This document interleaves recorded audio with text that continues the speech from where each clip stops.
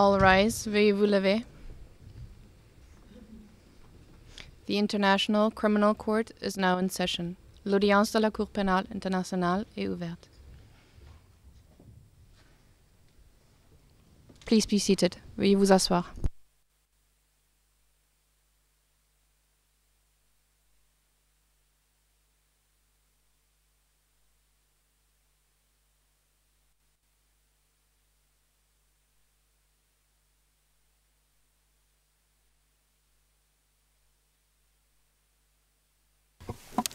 Good morning everyone. Court officer, please Juge call the président, case. bonjour à tous. Madame la greffière, est-ce que vous voulez bien appeler l'affaire, s'il vous plaît? Bonjour, Monsieur le Président, Madame, Messieurs les juges. C'est la situation en République centrafricaine 2, en l'affaire Le Procureur contre Alfred Yekatom et Patrice Edouard Nguessona. Référence de l'affaire ICC 0114-0118. Et pour le dossier, nous sommes en audience publique. Président, merci beaucoup. Les parties, s'il vous plaît, à commencer par l'accusation.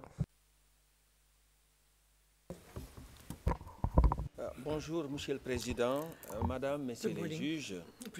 Aujourd'hui, le bureau du procureur est représenté par moi-même, procureur adjoint Mamadian, et j'ai à mes côtés le procureur Kweku Van Der Puy, Madame Olivia Sturben, derrière moi, Lucio Garcia, Madame Maria Berdenikova, Monsieur Pierre Belbenoit-Avich, Madame Sylvie Bakchom, Madame Manochitra Prataban et Monsieur Yassine Mustafa. Et j'en profite bien entendu pour dire bonjour à la défense et à la représentation des victimes. Président, merci beaucoup. Nous passons donc aux représentants des victimes. Maître Bachila, s'il vous plaît.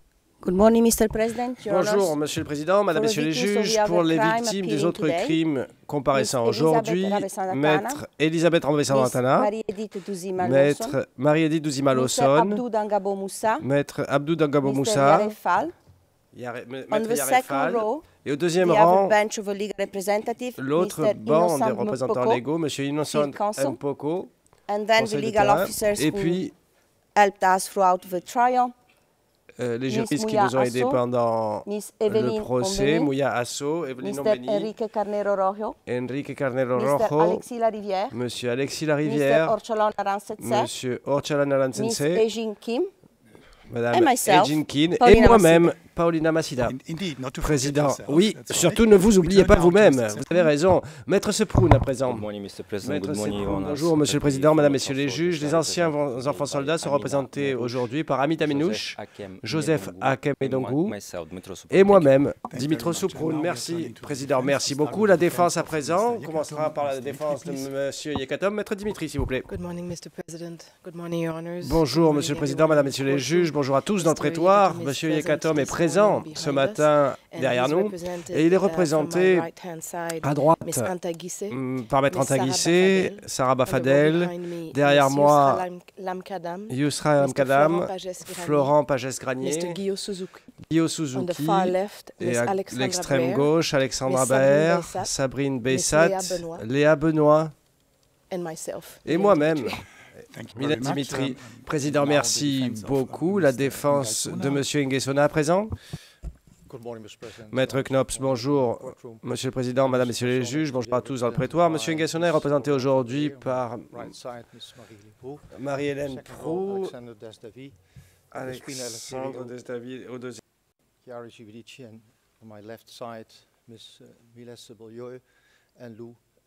Mélissa Beaulieu, Jean Quignon et moi-même. Merci. Merci. Président, merci beaucoup. On commencera par le réquisitoire du bureau du procureur. Monsieur le procureur, vous avez la parole. Merci, Monsieur le Président, Madame, Messieurs les juges. Les arguments, la plaidoirie du bureau du procureur sera présenté par l'équipe à laquelle vous êtes déjà très habitués, qui a été avec vous depuis le départ. Mais j'ai tenu quand même à venir pour vous présenter les respects du bureau. Le procureur lui-même aurait souhaité être là s'il en avait la possibilité. Donc pour ce procès long qui a requis l'attention de tout le monde depuis un certain temps. C'est pourquoi je tenais à venir, mais l'essentiel de notre argumentaire sera développé par notre équipe conduite par M. Kweku. Mais je tenais aussi à venir ici pour vous dire quelques mots.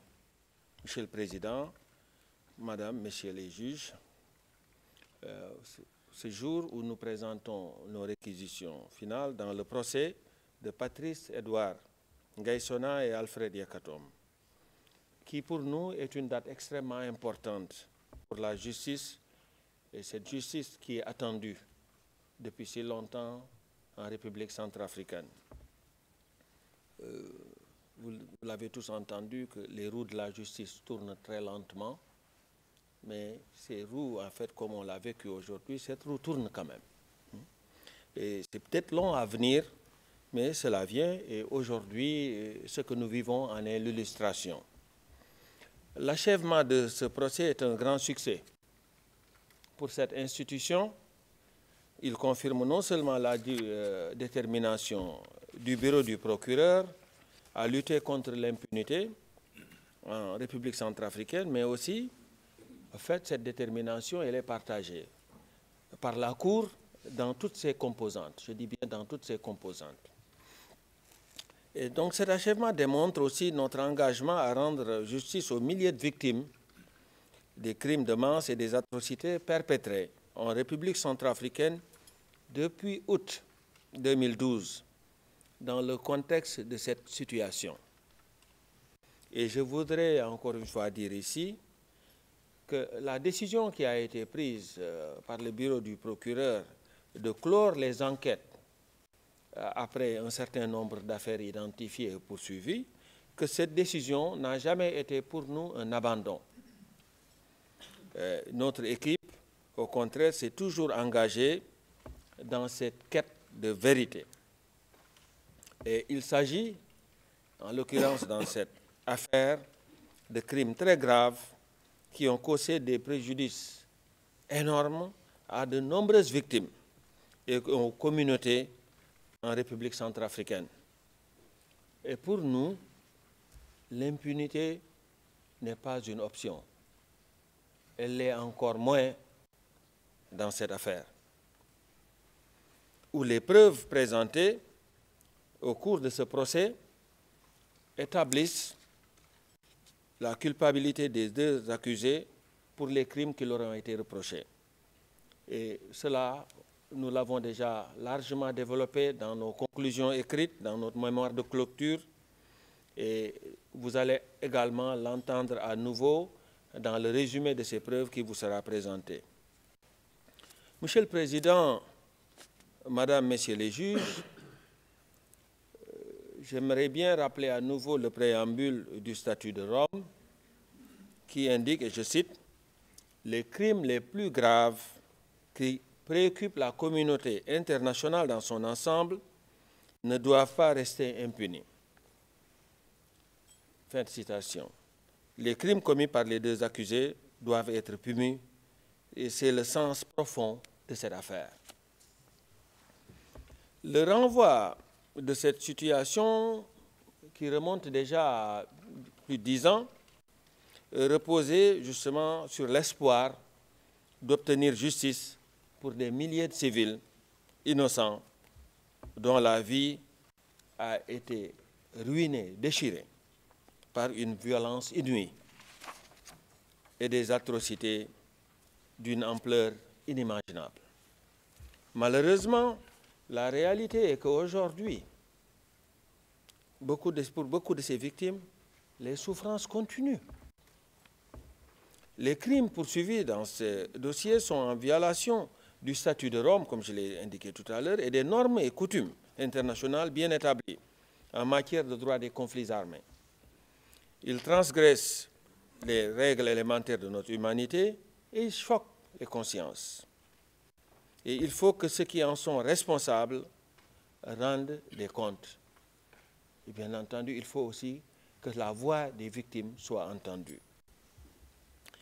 Et cela a été dit déjà lors de l'ouverture de ce procès en 2021, dans le contexte d'un conflit armé qui a secoué la République centrafricaine il a été dit que Patrick Edouard Nguesona et Alfred Yakatom ont participé à une campagne de violence visant des civils musulmans, dont des enfants, entre septembre 2013 et décembre 2014.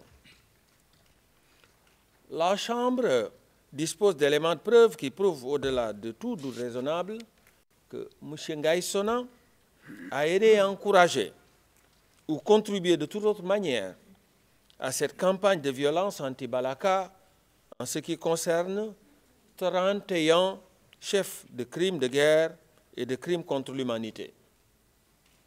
De même, la Chambre dispose d'éléments prouvant au-delà de tout doute raisonnable que M. Yakatom a perpétré ou ordonné les 21 chefs d'accusation de crimes de guerre et de crimes contre l'humanité commis par les anti-Balaka et tous ces crimes dont il est accusé. Enfin, je voudrais simplement dire, Monsieur le Président, Madame, Messieurs les juges, que ces preuves requièrent justice. Elles requièrent des comptes. Elles exigent que la Chambre déclare les accusés coupables des faits qui leur sont reprochés. Et je vais m'en arrêter là pour passer la parole à mon collègue M. Kweku Van Der Puy. Et je vous remercie de votre attention. Merci beaucoup. Mr. Van Der Puy. Président, Monsieur Van Der Puy. Monsieur Van Der Puy, merci. Monsieur le Président.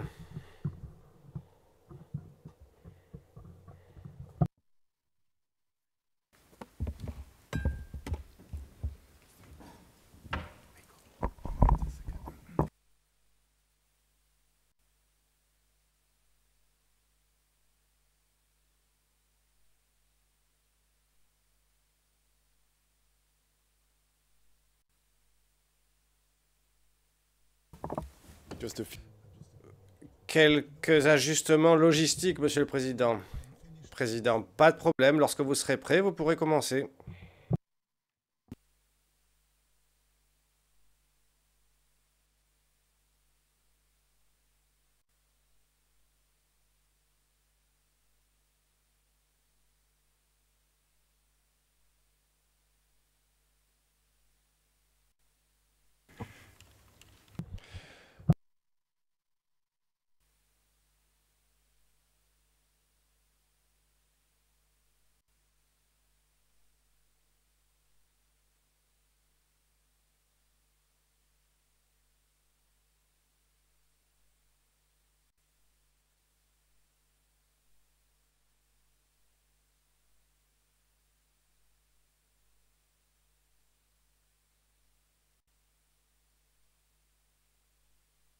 Well, the reshuffling.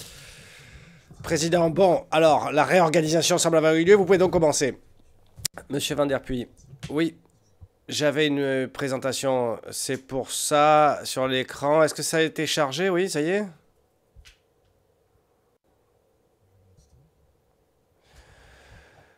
Évidence 2.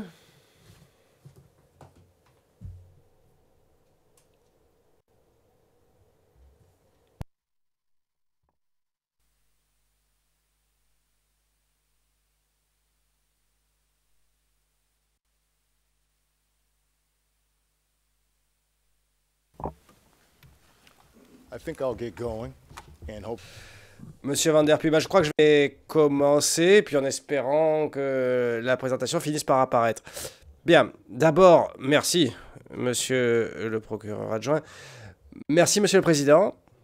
C'est un privilège pour moi que de comparaître une nouvelle fois devant vous au nom du bureau du procureur et de mon équipe. J'aimerais commencer par remercier la Cour, le personnel de la Cour, le greffe, les interprètes, les conseils et évidemment mon équipe dans la façon dont ont été conduites ces procédures. Et puis, bien sûr, l'ensemble des témoins qui ont comparu, qui ont participé à ce procès, qui ont été évidemment essentiels. Très brièvement, nous entendons présenter notre propos en 6 parties. Je traiterai du contexte dans lequel les crimes ont été perpétrés et l'implication des accusés. Madame Struyven traitera du rôle de M. Nguessona et le contexte de sa responsabilité pénale individuelle. M. Garcia s'occupera de la responsabilité pénale individuelle de M. Yekatom. M. Belbenoit-Aviche se penchera sur l'attaque sur Bangui du 5 décembre et le rôle de M. Yekatom dans les crimes perpétrés par son groupe à Boeing et à Catin. Mme Wakshom se penchera sur les crimes anti-Balaka dans l'attaque du 5 décembre de Bossangoa et l'enclave qui est restée sur place jusqu'à avril 2014. Mme Prataban traitera des crimes perpétrés à l'équipe, à la base de l'école Yamwara à la fin du décembre 2013. Mme Berbedikova traitera des crimes perpétrés le long de l'axe PK9 Mbaiki en février 2014 et le recrutement d'enfants de moins de 15 ans. Et puis je conclurai, si le temps me le permet, avec quelques remarques en guise de conclusion donc. Président, la présentation semble être apparue juste au bon moment.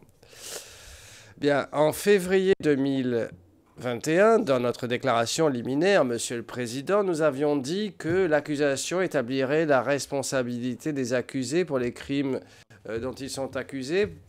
Comme l'a dit Monsieur le député adjoint, le procureur adjoint, 31 chefs pour Monsieur Nguessona, 21 crimes de guerre et crimes contre l'humanité pour M. Yekatom. Les charges sont extrêmement graves. Et nous sommes certains que l'ensemble des éléments proposés et présentés par l'accusation, je reviendrai sur leur nature bientôt, prouveront les charges contre les accusés au-delà de tout doute raisonnable. Dans son ensemble, les preuves montrent sans aucun doute possible la participation des accusés et leur responsabilité pour les charges dont ils sont accusés, telles que l'a confirmé la Chambre préliminaire numéro 2 il y a près de 5 ans désormais. Les charges, comme vous le savez, viennent de la campagne violente anti-Balaka et la persécution contre les populations musulmanes dans la partie occidentale de République centrafricaine. À l'ouest du pays, il s'agissait d'une campagne étendue visant les civils de la communauté musulmane,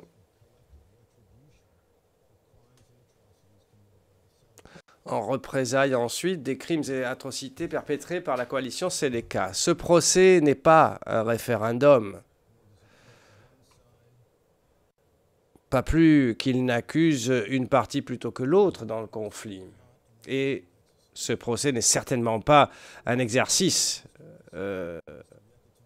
universitaire ou diplomatique. Il s'agit de voir si M. Yekatom et Nguessona ont une responsabilité pénale pour leurs actions, conformément au statut de Rome, pour leur participation à la perpétration des crimes des anti-Balaka, indépendamment de qui d'autres pourraient également être responsables de crimes perpétrés.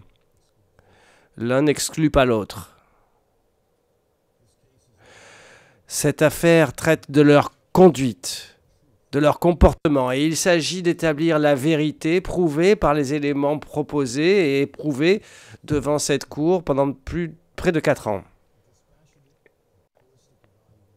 Une évaluation froide et générale des éléments de preuve ne propose aucune autre conclusion raisonnable que la culpabilité des accusés. Les preuves montrent la responsabilité pénale de M. Nguessona par les crimes anti-Balaka perpétrés à Bangui et à Bossangoa et tout ce qui s'est passé après, à l'exception, pour le groupe de M. Nguessona, du recrutement d'enfants de moins de 15 ans. M. Nguessona, dans cette affaire, est co-accusé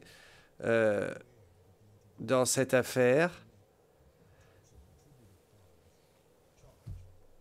pour sa participation à l'activité criminelle. M. Nguessona avait un choix.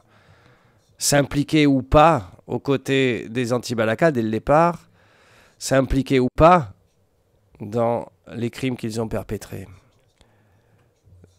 Toute suggestion selon laquelle il n'avait pas le choix est erronée et fausse. Beaucoup de personnes dans sa position en République centrafricaine n'ont pas rejoint les anti-Balaka. Mais M. Ngassona l'a fait parce qu'il ne se connaissait pas ou parce qu'il ignorait leur nature, parce qu'il ne savait pas, il n'avait pas la perspective ou le bon sens. Non, il l'a fait parce qu'il souhaitait en tirer quelque chose. Il souhaitait en tirer du pouvoir, soit indirectement par le retour de M. François Bozizé à la présidence, soit directement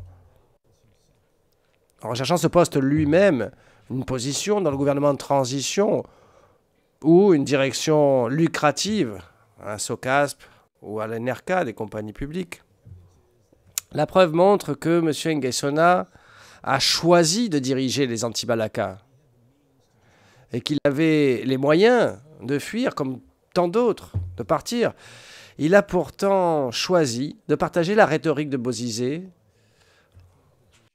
en facilitant et instrumentalisant la division ethnique et la haine. Il a choisi de s'impliquer pour galvaniser la jeunesse, pour soutenir Bozizé après sa chute. Et puis, après sa chute, il s'est mobilisé avec les groupes d'autodéfense anti-Balaka. Il a choisi d'avancer dans les objectifs idéologiques et pratiques du groupe. Il a aidé à le structurer, ce groupe. Il a aidé à faciliter ses opérations et sa capacité à travers des dons d'argent, y compris pour les munitions et des armes, en coordonnant les principaux responsables, les comzones ou les coordinateurs, comme Maxime Mokom, impliqués directement dans la conduite des opérations militaires qui inclut l'attaque à grande échelle perpétrée par les anti-Balaka contre les civils musulmans entre septembre 2013 et jusqu'à décembre 2014. Comme la preuve le montre, M. Ngassona a choisi d'émettre des instructions, des orientations et des ordres, y compris par rapport à certaines de ces attaques. Il ne fait aucun doute que M. Ngassona savait et reconnaissait qu'en instrumentalisant les combattants, emplis de vengeance, attisés par une rhétorique inflammatoire, allait mettre sur un pied d'égalité les civils musulmans et les combattants sénégalais. Et ce faisant donc, il savait que les crimes commis allaient être inévitables. En septembre 2013, la gravité de la crise en République centrafricaine est grande, profonde et connue de tous. Elle est débattue plusieurs fois aux Nations Unies, à l'Union africaine, à l'Union européenne. On en a même parlé à Washington. Monsieur Ngassona ne pouvait pas ne pas savoir ce qui se passait dans son pays et que les crimes des anti-Balaka allaient avoir une incidence sur le cours ordinaire des événements. Les conseillers et associés politiques de M. Ngassona a reconnu que lorsque les Séléka sont venus et ont pris le pouvoir, nous avons pensé que c'était un coup d'État ordinaire. Toutefois, lorsqu'ils ont pillé dans les quartiers non musulmans, ils les ont amenés dans les quartiers musulmans. Les musulmans devaient être blâmés également, puisqu'ils ont protégé les Séléka.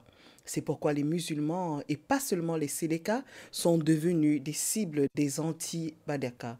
Il s'agissait là des propos du témoin P0808, car OTP 2093 0010, paragraphe 37.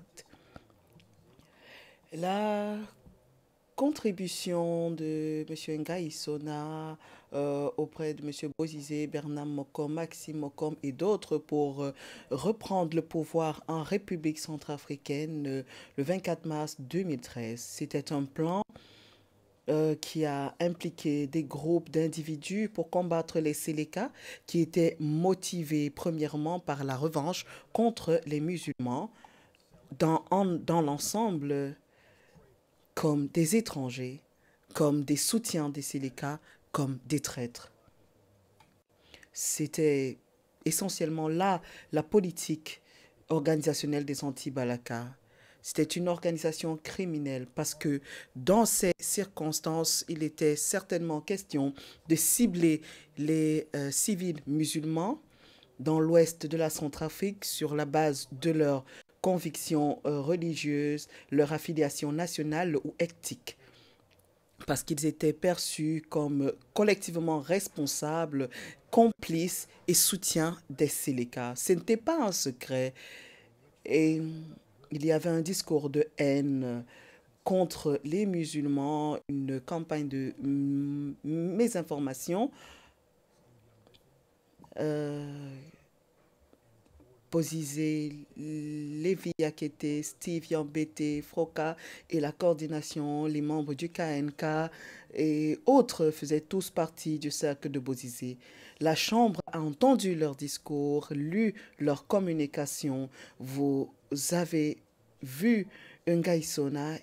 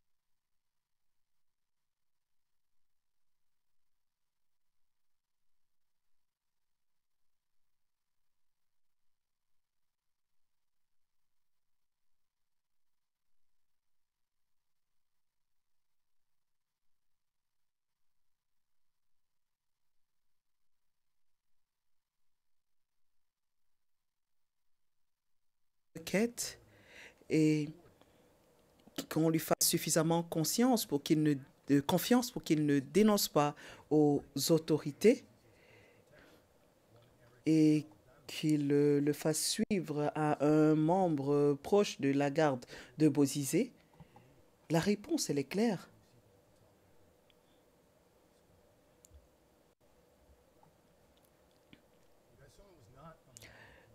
Ngaï Sona n'était pas un homme de paix, comme la défense le suggère.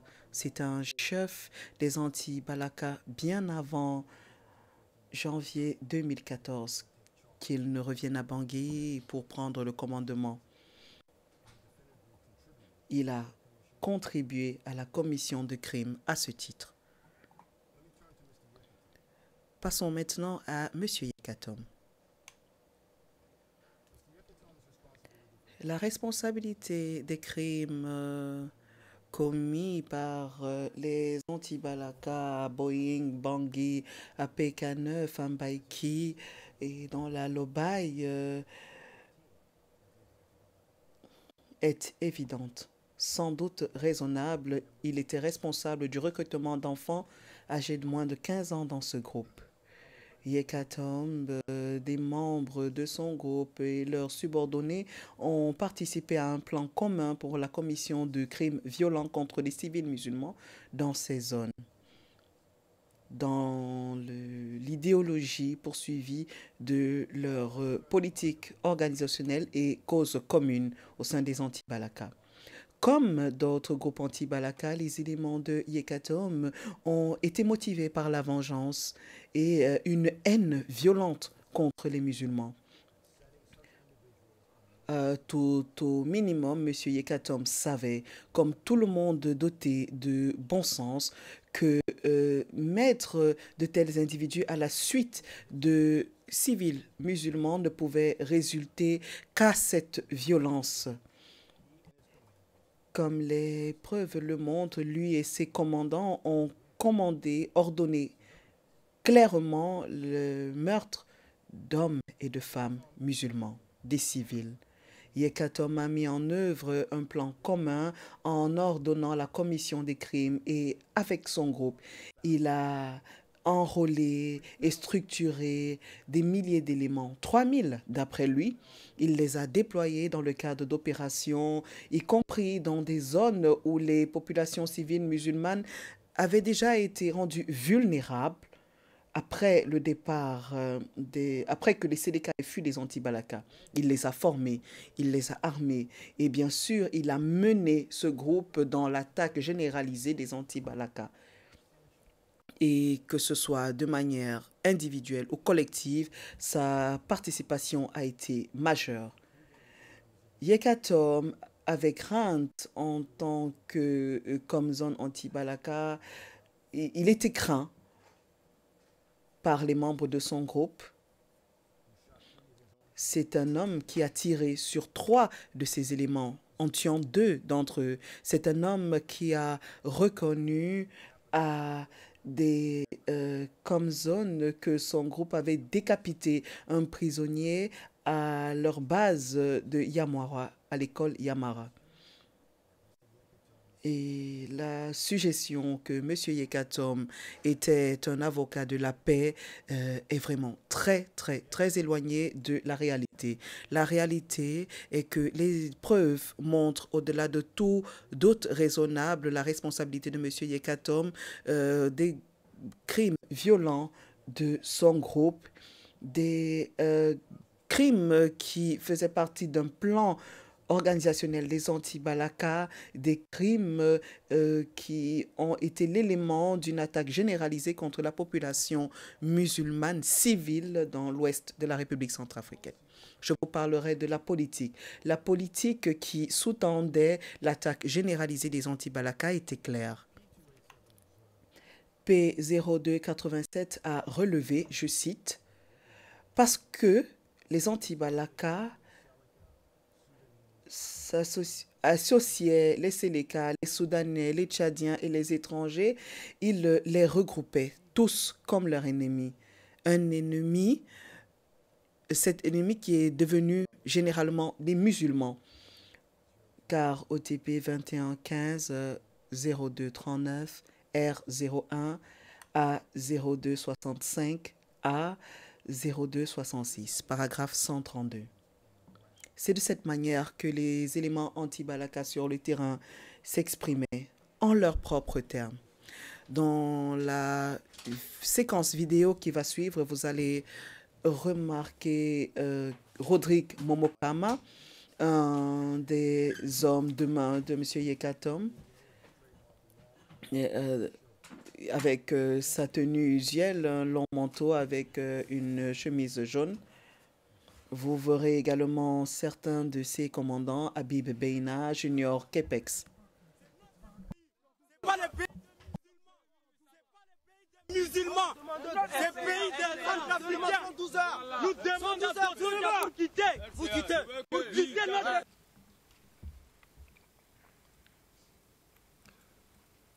I'll show you another. Je vous montrerai un autre extrait à Boeing. Voilà ce qui était dit. C'est un musulman, même si un bébé, bon, je n'ai pas pouvoir de dire, ça m'énerve. Tu vas pas tuer le bébé quand même? Moi je tue le bébé. Mais un bébé de 2 ans par exemple? Moi je le tue. Mais 1 an, même si avec les femmes avec des grossesses, moi je le tue.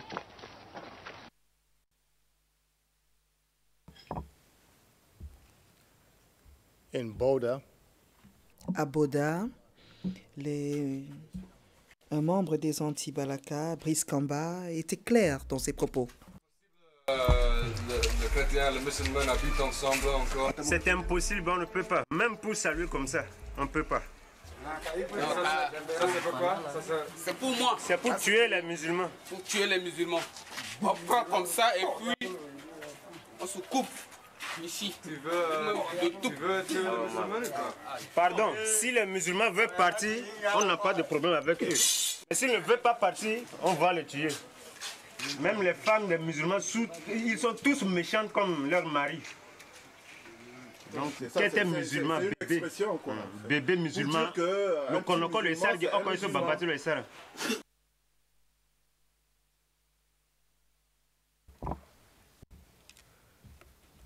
In a press interview, dans une interview, je pense en mars 2014, un membre des Anti-Balaka, Fernando Bani, a dit ceci. He said, and I quote, il a dit, je cite, « Nous ne pouvons pas accepter de vivre avec les musulmans à long terme. » Il a dit, « C'est notre droit de tuer les musulmans. »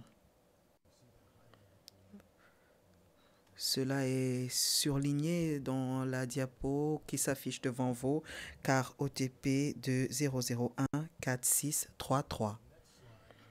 Dans la diapositive qui suit, vous verrez un groupe qui démontre comment tuer un musulman. Pour montrer à des journalistes internationaux. Selon la diapositive qui s'affiche à l'écran devant vous maintenant. C'était juste une démonstration d'une vidéo horrible, une vidéo annexée comme œuvre qui montre comment on a tué Djido Saleh. Une vidéo à laquelle les éléments de Yekatom ont pris part. Dans le clip vidéo qui suit, le jeune homme que vous verrez exprime ce qui était clair pour tous, le cœur de cette affaire même. Il faut les Arabes doivent quitter. Il faut les Arabes doivent quitter dans la Centrafrique. Ici c'est mon pays. Oui, tous les Arabes. Tous les Arabes, n'importe. Mais sinon, je dois me continuer, tuer même les Arabes, venger.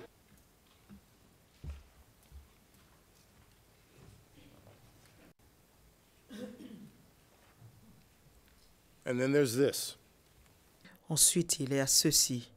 C'est Sylvestre Yagouzou. C'était un membre de la coordination. Porte-parole. Je dis ceci. Je demande à ce fameux président qui se dit Dotoja, il démissionne. Il démissionne. Je lui donne 24 heures.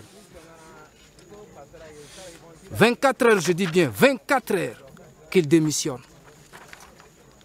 Pour sauver, s'il est conscient, s'il démissionne, ça veut dire qu'il a sauvé les centrafricaines musulmanes. Mais s'il, au cas contraire, s'il ne démissionne pas, nous on va faire le massacre. Ça c'est clair.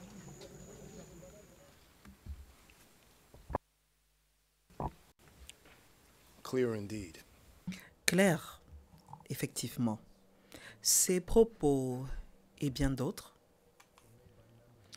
ont été faits par des membres des Anti-Balaka qui se sentaient justifiés de dire ce type de choses et de faire ce type de choses qui faisaient partie de la politique criminelle du groupe et soutenaient ces crimes, y compris les crimes faisant l'objet du présent procès.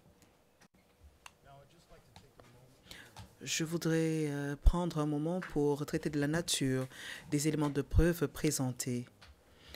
Le procureur a présenté 16 000 éléments de preuve sur les 19 000 soumis dans le procès. Nous avons présenté les témoignages de 115 témoins. 75 se sont présentés devant cette chambre. La chambre a reçu des éléments vidéo tels que ce que vous avez vu, des enregistrements audio, des photos, des relevés téléphoniques, des tableaux séquentiels, des rapports d'experts, des communications email, des rapports des réseaux sociaux, des ONG, des Nations Unies, des communiqués de presse, des données gouvernementales, des rapports de renseignement. Il y a eu une mine d'informations proposées, mises à la disposition de la Cour. Vous avez également reçu des témoignages d'experts. Vous avez entendu des victimes des crimes des anti-Balaka au sein de cette salle d'audience qui étaient suffisamment courageux pour témoigner. Vous avez également reçu leurs déclarations préalablement enregistrées. Vous avez entendu des témoins internes. Vous avez également entendu ce qui faisait partie des dirigeants. L'implication de l'accusé dans les crimes poursuivis ne se base pas sur les preuves des membres Seleka.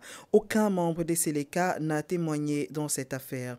Les preuves contre l'accusé viennent principalement des membres des anti-Balaka eux-mêmes, des personnes avec lesquelles l'accusé était associé, qu'il a dirigé, auxquelles il a donné des instructions pendant le déroulement des événements.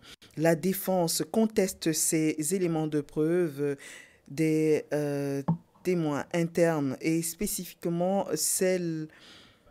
les preuves les plus lourdes. Il suggère que ce sont des preuves fabriquées ou biaisées contre l'accusé. Toutefois, les faits demeurent que ces personnes étaient fermement des soutiens de l'accusé. Ce sont eux qui étaient présents, qui ont vu, qui ont entendu. Donc, ils savent ce que l'accusé a fait et ce que les anti-Balaka ont fait. Nous l'avons vu, certains témoins internes ont essayé de minimiser leur propre responsabilité, leur propre implication pour éviter de s'incriminer, pour protéger les autres ou pour protéger l'accusé, en guise de loyauté pour les mouvements anti-Balaka ou par peur ou par pression. Le témoin P0487 a dit, je cite en français, « Même parmi nous ici, il va y avoir des fuites. C'est là où je dis, j'ai peur. Et même tout ce que j'ai déjà donné comme détail, ça va coûter quelque chose. »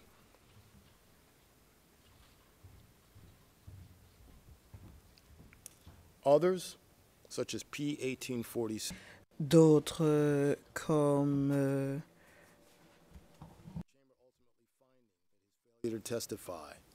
le P1847 se sont pratiquement effondrés. Et s'il n'y avait pas eu cette interférence, le témoignage du témoin aurait été totalement différent. C'est écriture 2.1.2.6. Le témoin interne, dans sa déclaration préalablement enregistrée, incriminait gravement Ngaïsona. And they should be. They alone are sufficient. Et ces témoignages pourraient être suffisants pour soutenir cette condamnation. Mais il y a davantage, il y a plus. Comme nous l'avons établi en février 2021 et encore aujourd'hui, nous n'avons aucun doute en tant que juge expérimenté que vous pouvez décerner clairement que ces témoins ont minimisé ce qu'ils savaient ou leur implication au sein des anti-Balaka, leur relation avec l'accusé, leur lien avec la commission de crime au sein du groupe. Ce n'est pas inhabituel dans vos conclusions.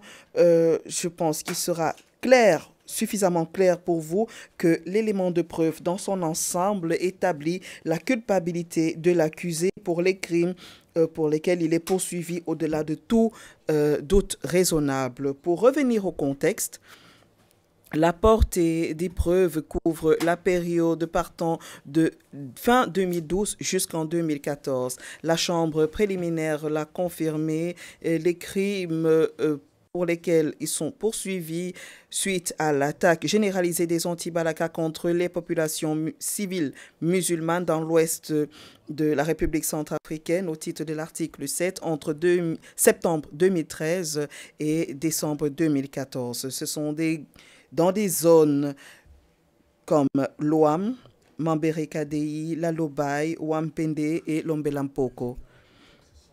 Comme vous le savez, la défense a tenté de présenter le coup d'État contre M. Bozizé comme une invasion étrangère. C'est ce qu'ils ont dit. Dans la transcription 16, page 7, ligne 28. Toutefois, tandis que les Séléka, principalement composés de combattants musulmans, ont apparu autour d'août 2012 dans le nord et l'est de la République centrafricaine. Ce groupe était mené par des Centrafricains, y compris Michel Djotoja, qui menait l'UFDR à ce moment-là. Et bien qu'il a également inclus des mercenaires qui avaient des liens proches avec les pays voisins, c'était principalement des Centrafricains qui ont rejoint l'Alliance pendant son progrès.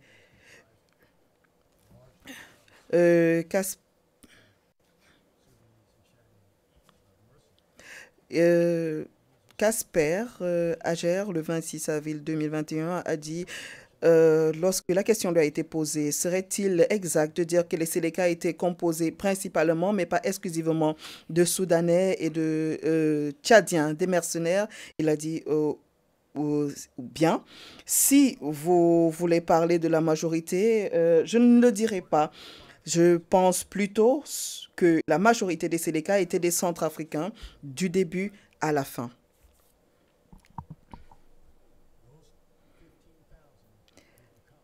Ces 15 000 personnes qui ont envahi Bangui ne venaient de nulle part ailleurs que de Centrafrique. Les 7 factions qui ont composé la coalition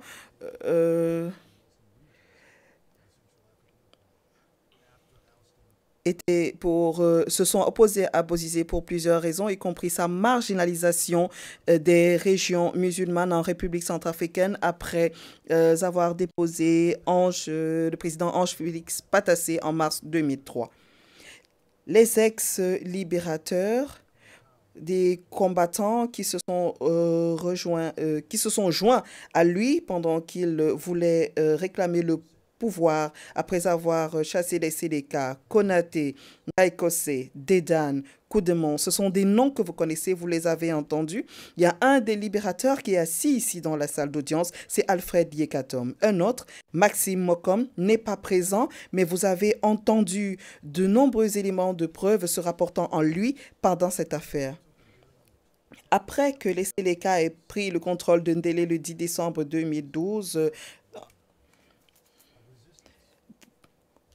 Bozizé a essayé d'organiser une résistance. Il a émis des discours pour soutenir le régime qui s'effondrait et vous les avez devant vous comme preuve. Ces discours présentent les musulmans comme des étrangers et sèment la graine de la suspicion et de la division ethnico-religieuse. Vous avez des discours des proches soutien de Bozizé qui font les mêmes choses.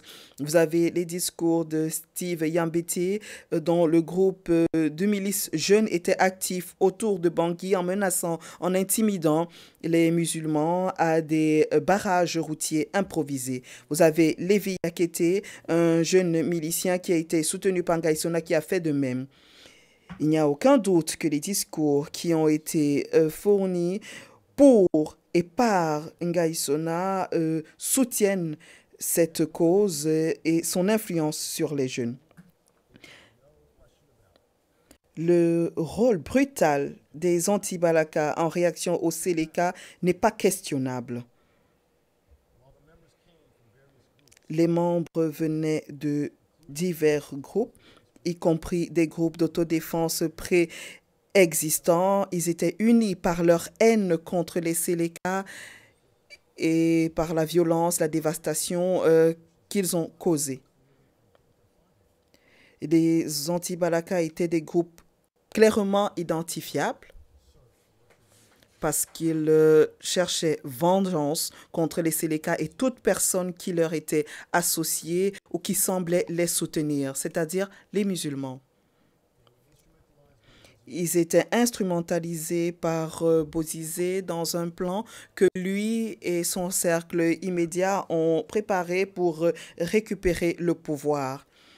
Après le coup d'État du 24 mars 2013, à partir du Cameroun, de la RDC et de la France. Avec les groupes d'autodéfense préexistants, les anti-Balaka ont rejoint les Kwanakwa ou KNK de Bozizé, y compris son cercle proche, sa famille, le gouvernement, les gardes présidentiels et même les FACA.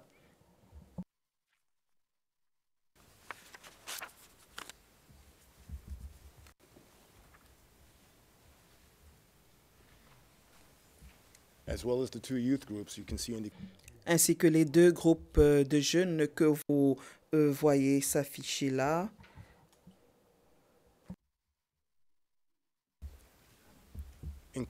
Coac et Kokora.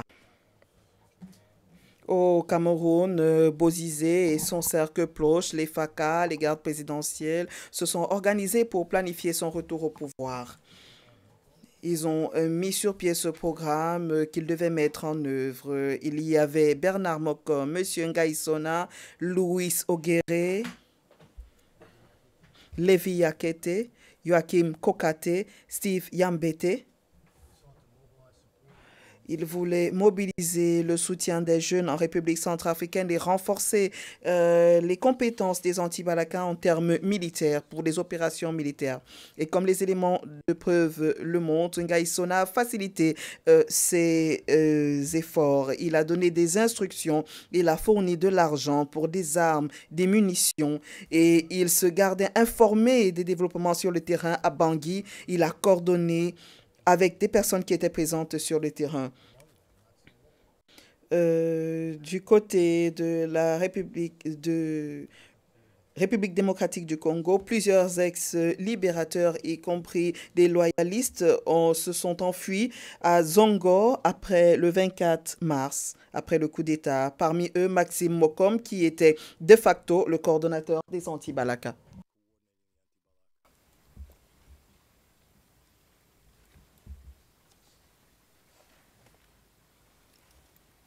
You have it in the screen in front of you. This is his evidence.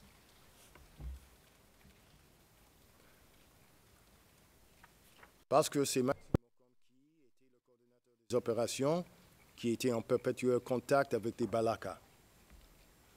C'est Maxime Mokom parce que c'est lui qui coordonne, même ceux qui viennent de l'arrière-pays. C'est Maxime Mokom qui les coordonne.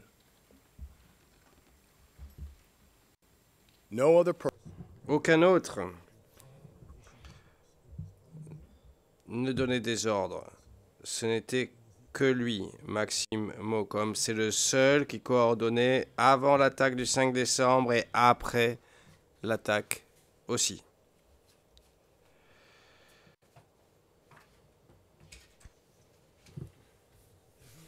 Comme vous le savez,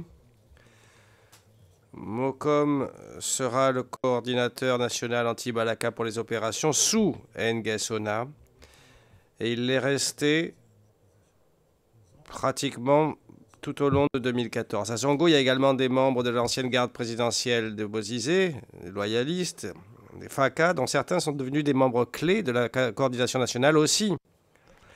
À Zongo, Yekatom était présent aussi.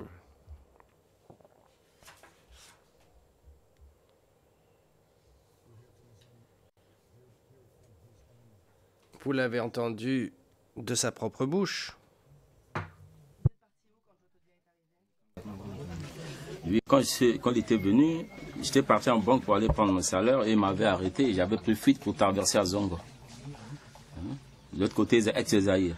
Et c'est de là-bas qu'on avait des idées de démarrer notre mouvement par rapport à l'exercice des militaires.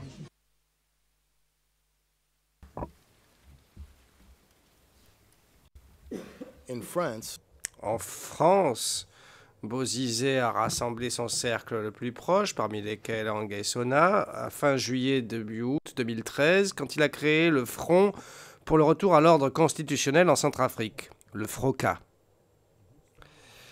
Les documents fondateurs, le protocole d'accord, récupéré dans le compte email de M. Nguesona, confirment l'objet et le rôle de ce front. Vous en avez ici une copie, alors je sais que c'est en petit, mais vous l'avez vu auparavant. Cela reprend parmi d'autres choses un plan stratégique. Et dans ce plan stratégique, il est prévu certaines actions, y compris la création d'une coordination souple capable d'entreprendre des actions stratégiques efficaces et rapidement. À droite de la diapositive, vous voyez le rôle désigné de M. Nguesona au sein de ce groupe, où il est dit qu'il devait être le responsable des affaires intérieures et des associations. Monsieur le Président, Madame, Messieurs les juges, vous avez vu plusieurs communications FROCA diffusant la haine ou l'animosité contre les musulmans, la désinformation. Il n'y a pas de preuve que M. Nguesona ait jamais tenté de se désolidariser ou de prendre des distances par rapport aux actions des FROCA ou à ce discours. Au contraire, il a déclaré, la preuve montre qu'il a assumé ses fonctions au sein du groupe. C'est le CAROTP 21 24 0002 et 0003. Il s'agit d'un courriel qui établit les rôles des membres des FROCA. Le FROCA même visait à remettre Bozizé au pouvoir par tous les moyens. Les témoignages de P0801, 26 25, 18 47 et d'autres le confirment, de même que les éléments des réseaux sociaux et des emails de cette époque-là, y compris ceux qui impliquent Nguesona et P0808. Voilà autant d'éléments qui sont mentionnés dans notre mémoire. En septembre 2013, les anti-Balaka sont engagés dans des hostilités organisées contre les Séléka à l'ouest de la République centrafricaine. Et au cours de ces hostilités, ils ont mené des attaques violentes contre les musulmans civils. Comme nous l'avons vu, les groupes d'autodéfense ont commencé de s'organiser, ont s'enregistré à Boire, à Bozoum, à Bossangoa. Ils étaient dirigés par Achille Godonam, Dédandamboy, Richard Béjouane ou Amadou Galé, entre autres. Les zones frontalières étaient elles aussi renforcées. Et ce, en guise de préparation aux attaques anti-Balaka à Garoula et Boulaye, à Madagaza et Berberati, dirigées entre autres par Rokamokom, Aaron Wilibona et Chrysostome Yapele, Chiki, entre autres. Les FECA étaient mobilisés au Cameroun pour soutenir les opérations à la frontière de Yaoundé, Bertoula, Gardou-Aboulaye, Armel Mtenou, un proche famille de Bozizé, le colonel Emmanuel Ngboya, Tamuel Mblatagé étaient impliqués dans l'organisation et la direction de ces troupes. Il y a également une mobilisation et une coordination à Bangui et à Zongo. Vous voyez ici les principaux responsables en action, les principaux acteurs, Maxime Mokom, Ngama Mangou. Ngama Mangou, le capitaine, était à Boeing, vous en souviendrez peut-être. Le leadership politico-militaire des anti-Balaka était aussi dirigé depuis le Cameroun, impliquant beaucoup des soutiens et du cercle le plus proche de Bozizé. On y voit Nguesona, parmi d'autres. En partant de Bossangoa, les attaques anti-Balaka ont touché Boka vers l'est, sont étendues vers le sud, Bossem-Télé, Bossem-Bélé, puis Boali. même s'il a été démantelé par décret le 12 septembre 2013, les anciennes forces Seleka ont continué les combats avec les anti-Balaka. Voilà les attaques du groupe à l'ouest de la République centrafricaine avant le 5 décembre. On voit les lieux des attaques d'une telle intensité qu'elles ont engendré parmi la communauté internationale des inquiétudes et des préoccupations pour l'avenir du pays. Laurent Fabius, ministère des Affaires étrangères français de la France à l'époque, a déclaré son inquiétude à l'époque. Règlement de compte mortel à Damara, exactions à Bangui. Aujourd'hui, on s'aperçoit que ce pays est au bord du chaos. Est-ce que la France va intervenir? Au bord du génocide, même au bord du génocide.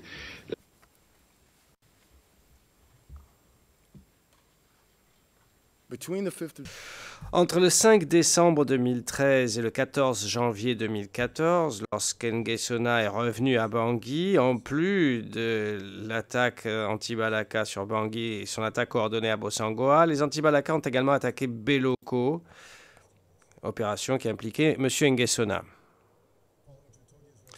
Suite à la démission de Jotodia et la retraite des Seleka dans le nord-est du pays et l'installation d'un nouveau gouvernement de transition, la violence anti-Balaka ne s'est pas arrêtée.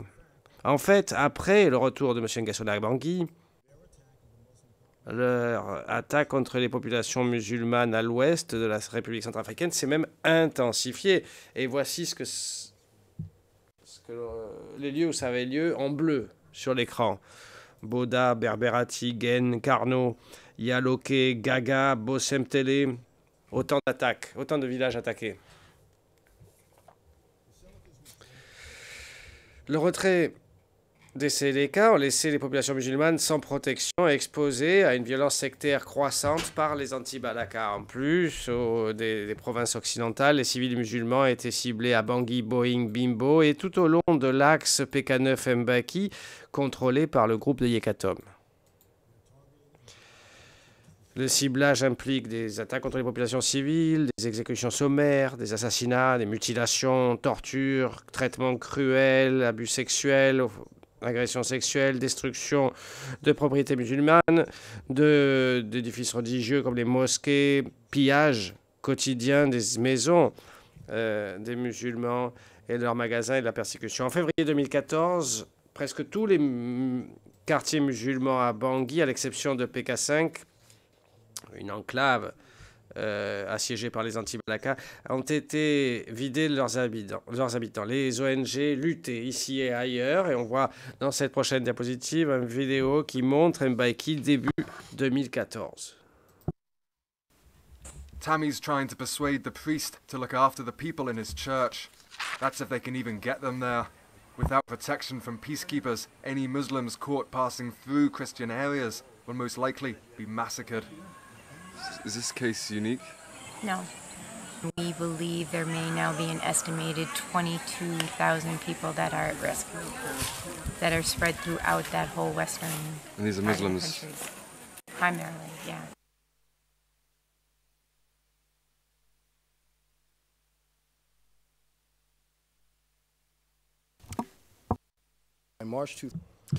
Mars 2014, la population de Bangui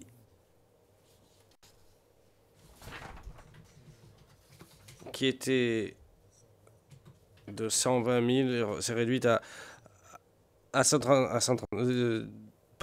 s'est réduite à 900. En août 2014, 7 000 réfugiés musulmans ont été reçus au Tchad et plus de 120 000 au Cameroun. À l'époque, quelques 22 000 d'après la vidéo, musulmans déplacés ont été confinés dans 9 enclaves principales en République centrafricaine à l'ouest et au centre du pays. Il faut savoir que la population musulmane en République centrafricaine n'atteignait que 750 000 personnes, soit 15% de la population totale du pays à l'époque. On se rappelle que les déplacements, le transfert et la déportation forcée et la privation de liberté grave commise par les anti-Balaka s'est perpétrée au-delà même de 2014. Les anti-Balaka étaient un groupe structuré avant et après 2014. Les preuves montrent que les anti-Balaka étaient structurés et organisés avant même sa création formelle en janvier 2014 au cours de l'attaque article 7 en cours contre les populations musulmanes et comme les crimes comme privation de liberté et persécution à Bossangoa et Bangui perduraient, ainsi que les crimes commis par le groupe de M. Yekatom. Vous avez vu plusieurs documents qui démontraient l'organisation officielle du groupe, formelle, et je vous en rappellerai que quelques-uns. Vous voyez ici communication conjointe, c'est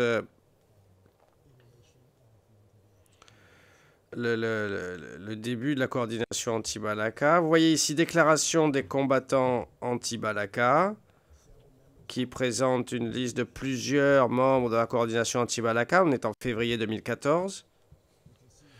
Ici, nous voyons communiqué de presse, numéro 7. Document semblable, lui aussi publié par les anti-Balaka au mois de mars. Je crois que c'est celui-là. 2014. Et là, on voit une liste des com-zones. Vous avez vu le document. Vous savez qu'il y en avait plusieurs, une centaine, voire plus.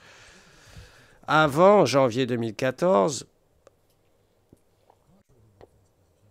à l'inverse de la thèse de la défense, les anti-Balaka étaient organisés au sens de l'article 2.8f. La capacité du groupe à affronter les Salaka, même dès septembre 2013, en est la preuve. De plus, la violence infligée par les anti-Balaka contre les populations musulmanes n'était ni sporadique ni isolée, mais bien organisée et permanente. Comme vous le savez, le conflit a fait l'objet de plusieurs initiatives de paix. Brazzaville en juillet 2014, Nairobi à la fin de cette année a attiré l'attention des Nations Unies, tel que cela est reflété dans plusieurs résolutions, et l'inquiétude profonde exprimée par ses responsables comme Adama Dieng ou encore John Ging et d'autres au sein de la communauté internationale, eu égard à l'intensité et l'ampleur de la situation. Ces inquiétudes étaient là parce que les conséquences sans limite de la politique organisée des anti-Balaka étaient évidentes. Une politique que M. Nguessona a aidé à asseoir à travers plusieurs contributions et que Yekatom a mis en œuvre à travers sa contribution essentielle, à travers ce plan commun de son groupe, qui a eu pour résultat les crimes perpétrés dans la zone qu'il contrôlait. Avec ça, Monsieur le Président, Madame, Messieurs les juges, nous poursuivrons notre présentation, si vous le voulez bien. Président, bien sûr, Monsieur Van Der Puy, je vous en prie.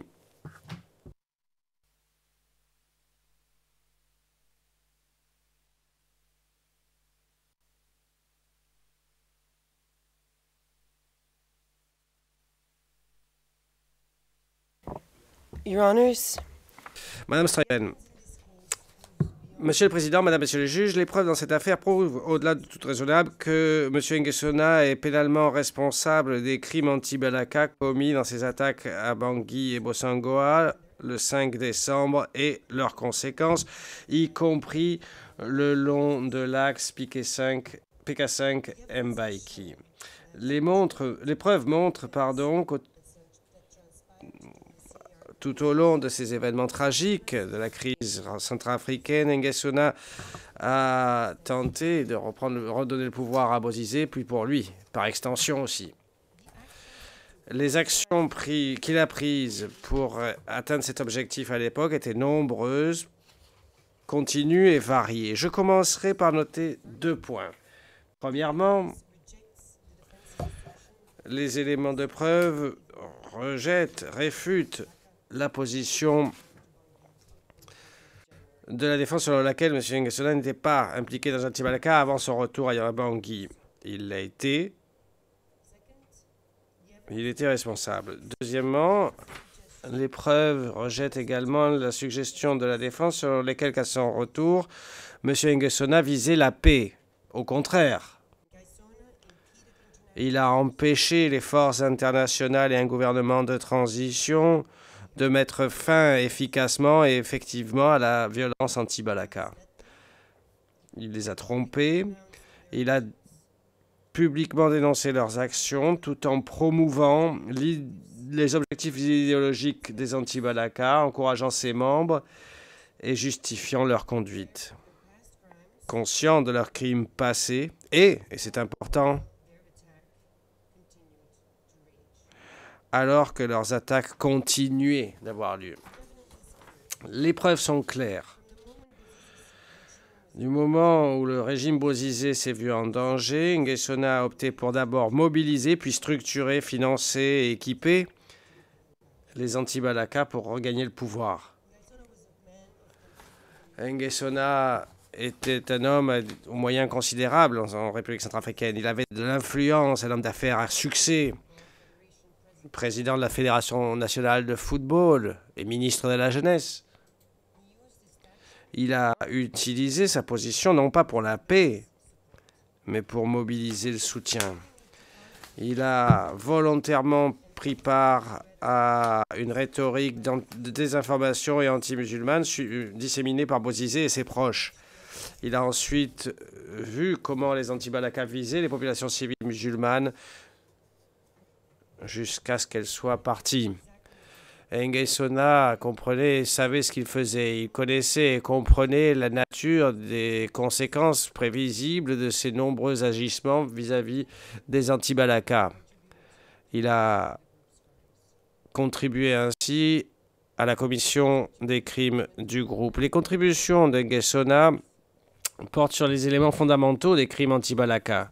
Les aspects subjectifs de leur perpétration, la position de vengeance qui animait le groupe, ainsi que les aspects objectifs, argent, menaces, armes, coordination. Lors de l'audience de confirmation des charges, la Chambre préliminaire a considéré que M. Nguessona a contribué à la perpétration des crimes de 4 manières. En organisant et structurant les anti-Balaka, en finançant les anti-Balaka, y compris l'achat d'armes, en émettant des instructions pour les anti-Balaka, y compris par rapport aux attaques du 5 décembre et les attaques précédentes, et en étant en lien avec des responsables clés des anti-Balaka, Bernard et Maxime Ocom, entre autres. Je vais donc me pencher sur ces événements factuels et chronologiques. Bon. D'abord, la préparation du coup Seleka. Lorsque les Seleka ont attaqué Ndélé le 10 décembre 2010, pour Bozizé et son cercle le plus proche, il est apparu clairement que leur jour était compté. Ils faisaient face à une menace existentielle contre leur pouvoir. Il était clair que les FACA ne résisteraient pas à une nouvelle offensive Seleka. Et le seul choix de Bozizé était alors de mobiliser la jeunesse pour qu'elle lutte et défende son régime. Puisque les Seleka est une coalition musulmane essentiellement, il en a appelé au nationalisme en vilipendant les musulmans et aux opposants à ce qu'il a appelé, lui, les vrais centrafricains. La coalition Seleka, en réalité, comprenait essentiellement des centrafricains, et la preuve montre même qu'il y avait des mercenaires étrangers liés au Tchad et au Soudan au sein du groupe. Les membres et le leadership des Seleka étaient en grande mesure des centrafricains. Comme la défense dans sa thèse, Seleka signifie coalition en sango, pas dans une langue étrangère, en sango. En décembre 2012, Bozizé a délivré un discours puissant contre la jeunesse et les responsables KNK à la place de la République, lors d'un meeting. À l'inverse de ce que dit la défense, selon laquelle M. Bozizé ne faisait pas référence aux musulmans dans son discours, il l'a fait et son public a compris son message. Un message de peur et d'animosité ethno-religieuse contre les musulmans. définissant faussement les opposants politiques comme les tenants d'une invasion musulmane. Comme vous l'avez entendu, les discours de Bozizé avant le coup ont défini la ligne entre les combattants Séléka, ont confondu la ligne entre musulmans et combattants Séléka, y compris ceux qui vivaient en République centrafricaine depuis des générations, un pays qui est considéré à propos, et justement, comme leur également. Et voilà ce qu'il disait en décembre 2012, je cite en français. Ce sont tous des étrangers. Il n'y a aucun centrafricain parmi eux. Ils ne parlent pas sango, ils ne parlent pas français. He added, et il ajoutait, surveillez surtout les étrangers qui vivent dans des concessions clôturées. Ils ont l'habitude de cacher des gens dans leurs concessions. Ils attendent le désordre total avant de sortir et de passer à l'action en vue de tuer les gens, de tuer les gens, de tuer les gens. Enquêter dans les quartiers autour des concessions avec des clôtures, autour des propriétés bâties, clôturées et appartenant à des étrangers. Surveiller ce qui se passe. Bozizé called on the youth to... Bozizé a appelé la jeunesse à prendre les armes contre les ennemis et à se préparer à mourir. Il a dit, ne restez pas dans la brousse. Sortez, armez-vous d'arcs, de couteaux, de tout ce que vous pouvez utiliser. Dites que vous êtes en colère, que vous êtes prêt à mourir, que vous êtes prêt à mourir, que vous êtes prêt à mourir. Yakité spoke at the rally. Yakité s'est exprimé lors de ce meeting également, disant que les musulmans étaient des traîtres, des Judas. Il a exhorté un soutien à Bozizé, évoquant le refrain « La patrie ou la mort ». Comme vous l'aurez vu dans les messages Facebook, « La patrie ou la mort » est un slogan qui revient sans cesse. Pour organiser la jeunesse efficacement, 2 milices liées au KNK ont été formées, le Kokora et le Coac, dirigés par Yakité et Yambété respectivement, tous deux participant, comme vous le savez, à la planification des attaques du 5 décembre. Lors de cette rencontre, Yakité a confirmé la disposition de la jeunesse Kokora à soutenir le régime, en s'engageant à patrouiller dans tous les quartiers de Bangui et assurant leur présence dans toutes les provinces. Dans toutes les provinces, à l'inverse de ce que disait la défense, dans toutes les provinces.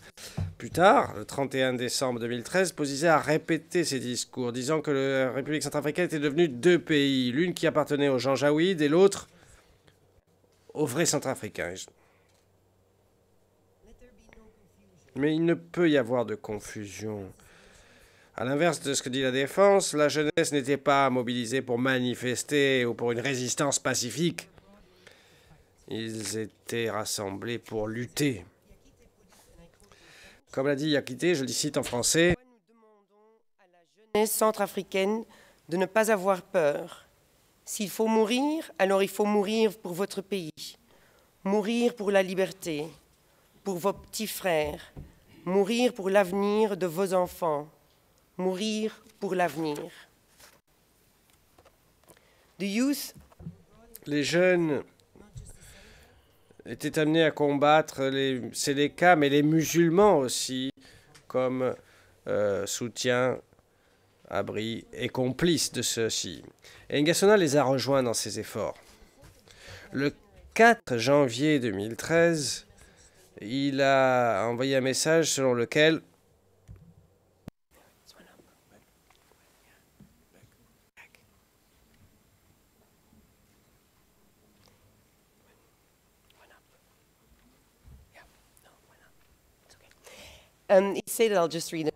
je vais le lire. Donc, le 4 janvier, il a dit en amenant la charia dans le but d'empêcher les différentes confessions religieuses de vaquer à leurs activités normales. Certaines personnes veulent utiliser l'islamisme pour détruire le pays. Des jours plus tard, le 6 janvier 2013, Nguessona a affirmé que des étrangers venaient pour tuer des Centrafricains. Voici ce qu'il disait. Peuple centrafricain, ces gens qui viennent, ils ne te connaissent pas. Ils ne te diront jamais « tu es mon frère et comme je suis dans la rébellion, je pourrai t'épargner ». Ça, jamais ils ne le feront. Ils viennent en tant qu'étrangers. Ils vont d'abord te tuer. Ce ne sont pas les Centrafricains qui ont fait ces choses-là. Je pense que c'est les étrangers qui s'y mixent au milieu des Centrafricains pour venir revendiquer. C'est eux qui ont détruit tout sur leur passage.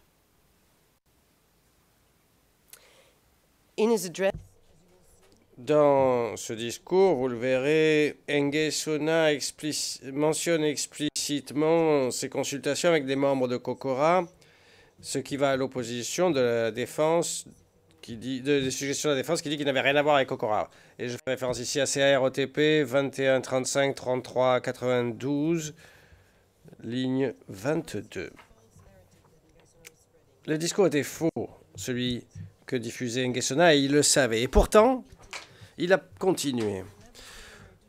Dans une interview à la radio le 11 janvier 2013, Nguessona a remercié son public pour leur soutien au président Bozizé et il a répété, je le cite en français, « ne doit pas être envahi par les étrangers. » The CAR. La République centrafricaine, dit-il, est leur pays. Et il a fait la même chose dans un message diffusé le 14 janvier 2013, reconnaissant Bozizé comme le messie de CAR et réaffirmant son soutien sans faille pour son leader. Les discours de haine, et il y en a beaucoup, étaient largement diffusés et débattus dans les médias centrafricains, à tel point que les journaux le journal local les comparait avec Radio 1000 Collines. Les discours ne laissaient aucune place au doute. Les musulmans étaient des étrangers et pas des vrais Centrafricains. Les musulmans civils et les CDK, étrangers et complices, étaient là pour diffuser la violence et la haine.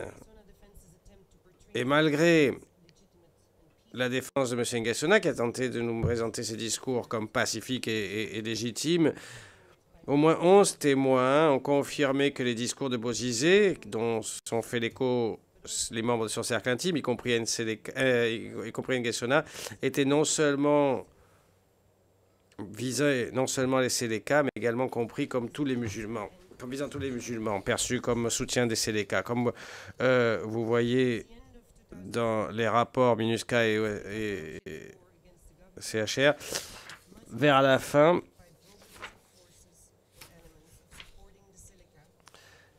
Nguessona était l'un des acolytes qui menaient avec les milices plusieurs exactions dans les derniers mois.